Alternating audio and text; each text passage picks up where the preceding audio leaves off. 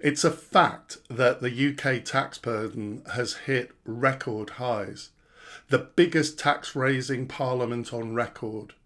The way this is reported is as if it's really bad, as if taxation is too high.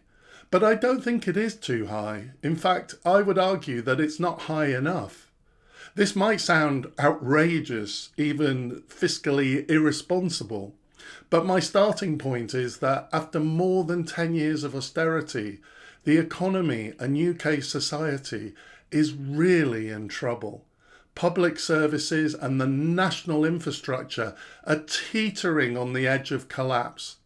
Poverty and inequality are at totally unacceptable levels. 1 million children in the UK are living in destitution. How can this be possible in a civilized society, in one of the richest countries in the world? What I would argue is that the cost of ensuring that everyone has a decent standard of living, minimum standards in terms of housing, education, schools, transport, etc., perhaps this cost has gone up from what it used to be.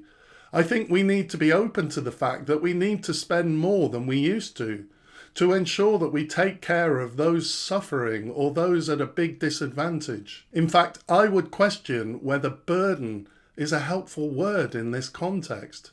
One definition of a tax burden is a duty or misfortune that causes worry, hardship, or distress. Sometimes tax is discussed as if the taxman is taking our money, but tax is simply the way we pool our resources as a society to ensure that nobody is left behind.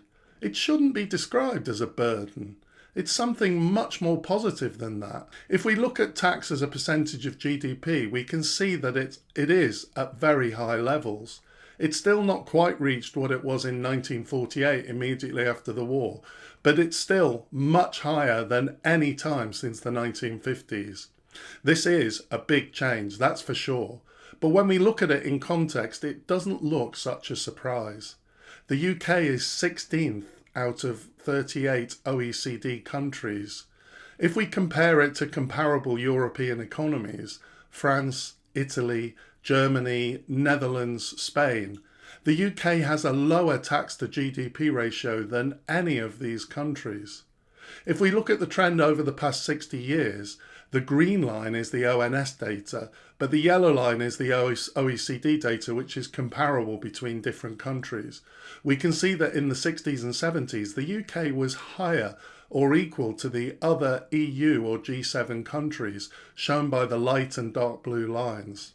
Through the 1980s and early 90s, there was a dramatic drop, but it's increased again since to similar levels. What is clear, however, is that it's increased much more in other comparable economies. In other words, the cost of providing public and government services has increased dramatically in all countries during this period, and the past few years of inflation has made this a lot worse. Perhaps there is a plan where we could get this down. If we had a bold, expansionary economic plan that created significant growth, this would help. Interest payments currently account for about 8% of government spending, so there is a cost to such high debt. However, I would argue that this is the cost of a civilized and just society. If we believe that everyone has a right to basic living standards, we have to be ready to pay for it, right? And the international comparison shows that we're not out of step with the rest of the world. So the tax burden at record levels story in the media, while true, is nothing out of the ordinary for a civilized society, and it's not a burden. Pooling our resources to eradicate poverty and inequality is a really positive thing. Let's be more optimistic about using our pooled resources in a bolder, more ambitious way. Thanks for watching, and I'll see you next time.